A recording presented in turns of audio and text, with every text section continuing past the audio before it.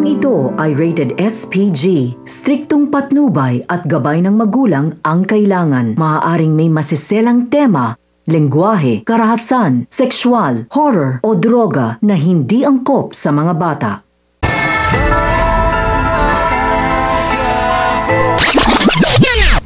Pupuntahan ni Severino si Ramon para sabihin na may nakuha na siyang tao para hanapin ang kanyang anak sa Quiapo. Sinabi naman ni Ramon na hindi talaga siya nagkamali kay Severino dahil talagang maaasahan niya ito.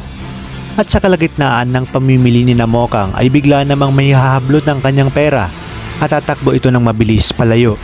Kaya agad itong susundan ni Mokang, ngunit kahit anong gawin niya ay hindi niya na ito maaabutan, kung kaya't umuwi siyang umiiyak dahil alam niyang pinaghirapan ng kanyang mga magulang ang perang yaon. Sa kabilang banda, gagawin naman ni Marites ang lahat para makalikom ng pangpiyansa kay Tinding. Lalapitan niya ang kahit na sino para mangutang, ngunit wala siyang makukuhang tulong mula sa mga ito. Sa pagdating ni Tanggol sa presinto ay haharangin siya ng kanyang tatay Rigor at sasabihin na huwag siyang magpakatino nang magkasama sila ng kanyang lola Tinding sa kulungan. Babalik si Nanoy at Tess kay Tinding para sabihin na wala silang nahiraman, ngunit sasabihin naman ni Tinding na si Tanggol na umano ang bahala at gagawa ng paraan upang siya ay makalaya. Sa pag-uwi ni Tanggol ay dali-dali niyang kukunin ang pera na kanyang naipon at dito niya malalaman na kulang ang kanyang pera. Tatanungin niya si Santino kung bakit kulang, ngunit sasabihin naman ni Santino na hindi niya alam at baka ang Kuya David niya ang kumuha dahil nakita niya ito na may hinahalungkat sa kanilang kwarto. Kaya dito pagmamasdan ni Tanggol sa David at dito niya maaaktuhan ang pagnanakaw nga ng pera niya. Kaya kukumprontahin niya ito, ngunit pasigaw namang sasagot si David at sasabihin niya kay Tanggol na ano naman ngayon.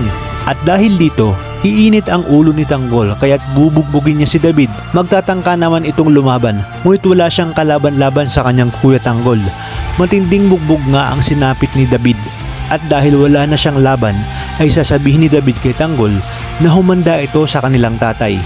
Hindi naman sasagot si Tanggol at bibigyan pa ng isang malakas na suntok si David.